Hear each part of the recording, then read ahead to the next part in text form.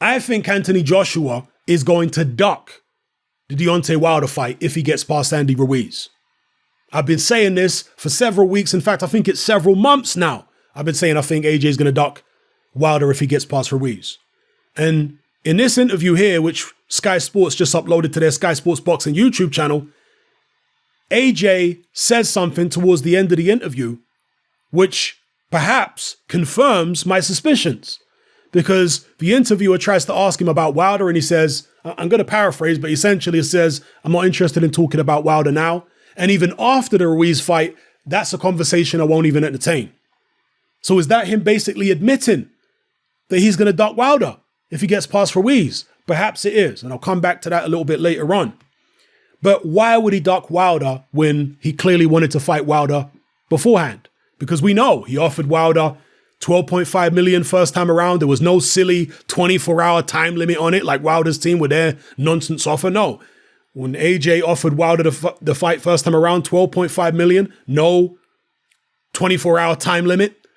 They upped the offer to 20 million months later, and then they finally upped the offer to 100 million, which would have been 40 million apiece for two AJ fights and 20 million for Dominic Brazil. So clearly, they made far more offers to Wilder's team than Wilder made to AJ's team, and there was no silly 24-hour time limits put on it. Okay, so why would AJ now duck Deontay Wilder, which is what I'm saying? I think he's going to duck Wilder. Why would he now do that when he was clearly serious about the fight before? Because perceptions change, that's why. Because prior to AJ losing to Ruiz, Wilder was just coming off that Tyson Fury fight, where Fury, coming off a 2.5-year layoff, he'd only fought a couple of puddings, he wasn't in the greatest shape, but yet he managed to push Deontay Wilder to the absolute limit. Wilder's team took that fight thinking it would be easy, thinking they'd catch Tyson Fury when he was weak. Well, they did catch him when he was weak, but a weak Tyson Fury was still enough to get a draw against Deontay Wilder. Wilder's team, I think, lost confidence at that point. You know, I mean, I don't think they were overly confident about fighting AJ anyway, but at that point, they were even less confident. So they were like, no, let's pull away from this AJ fight. We're not sure about that fight now. We don't want to sacrifice Deontay Wilder just yet. So they pulled away from the fight. But when they saw AJ get knocked out by Ruiz, their perception changed. All of a sudden, actually, AJ's an easier fight than we thought he was. He's not as dangerous as we suspected he might be. Okay, we need to take the fight now because that's what you've seen from Wilder and his team after AJ beat Ruiz. Wilder's now, I'll fight AJ now. Yeah, I'll fight him now because their perception of AJ's changed. Now they think he's weak, so now they want to get him. But the same goes for Team AJ. Because again, they were looking at Wilder against Fury and thinking if an out-of-shape, underprepared Fury can do that to Wilder, a rusty Fury can do that to Wilder, imagine what our AJ can do. Yeah, we'll take that fight. That's why they were so aggressive with their offers, constantly pursuing Wilder, making all these offers. In the end, 100 million plus. Very aggressive. But once they saw their guy AJ get knocked out the way he did, their perceptions have changed too.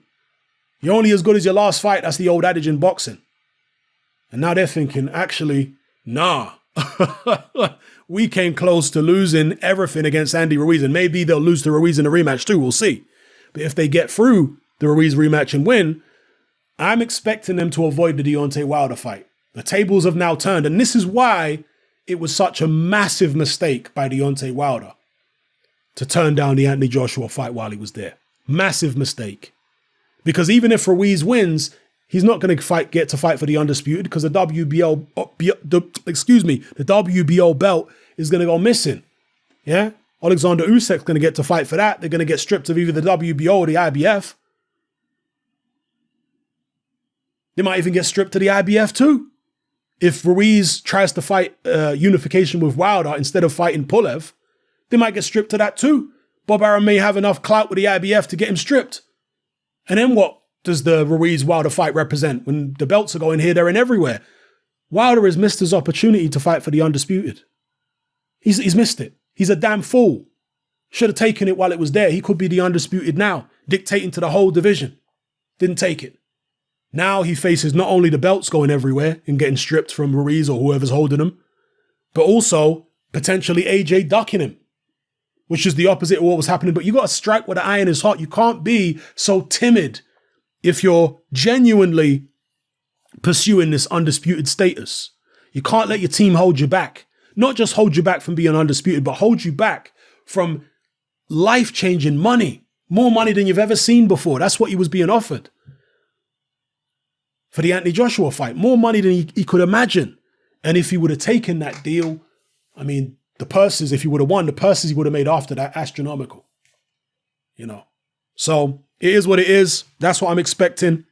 Now, coming back to what Anthony Joshua says at the end of this interview, of course, there are going to be some AJ fans who say, well, he's not talking about ducking Deontay Wilder. He's just focusing on the Andy Ruiz fight. And him saying, I'm not going to entertain the Wilder conversation even afterwards is because, well, Wilder's got Luis Ortiz to fight. You know, Wilder's also got Tyson Fury to fight. So what's the point in entertaining the Wilder conversation when he's got to come through those two fights? You know, or other people might say, well, no, AJ got the runaround from Team Wilder before, and he's sick of getting the runaround from that team. So now he's like, you know what? I'm not even looking at Wilder no more. Let him come to me. Let him make me some offers. Because I'm not even looking at that guy no more because dealing with his team is impossible. There are a bunch of greedy people. Wilder himself is not very bright. Let me just not deal with him. So some people are going to, you know, spin it that way or interpret it that way.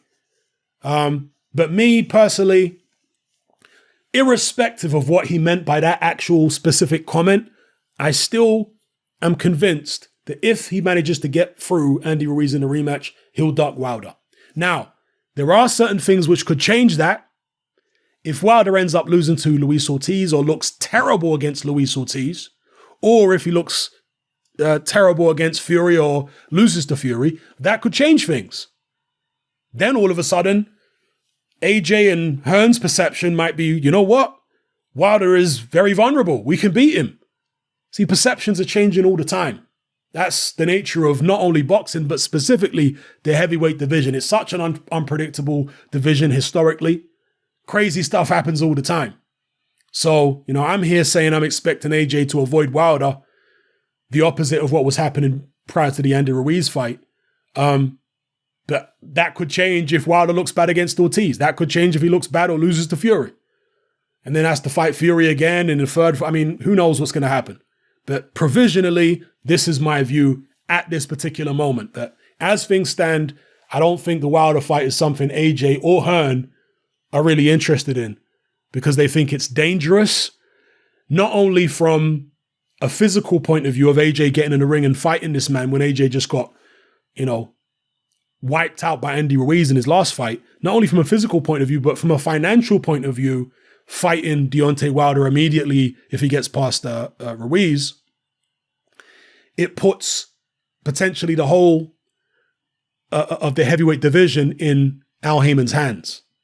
Well, certainly all of it minus the WBO. It puts it in Heyman's hands. And I don't think from a business point of view, Eddie Hearn, DAZN, Sky Sports, I don't think they want that. So anyway, let me know what you guys think in the comment section below about all the points I've raised in this video. It's happening, I'm out. Join me on Patreon. I upload a minimum of 2 podcasts every single week, covering a wide variety of controversial topics, as well as live stream Q&A sessions. Take a look on screen right now at some of the podcasts I've produced so far. For just $3 a month, the equivalent of about £2 a month, you get access to all my new podcasts and my entire back catalogue of past podcasts, including my popular Confessions of a Nightclub Bouncer series. You can listen on your computer or on your smartphone or tablet by downloading the Patreon app from the Google Play Store or the App Store for free. The Patreon app also allows you to download each podcast in MP3. For less than the price of a cup of coffee, you get access to dozens of hours of exclusive content. It's easy to sign up, there's no contract, and you can cancel at any time. So come and join our community of free and critical thinkers by signing up with me here on Patreon today.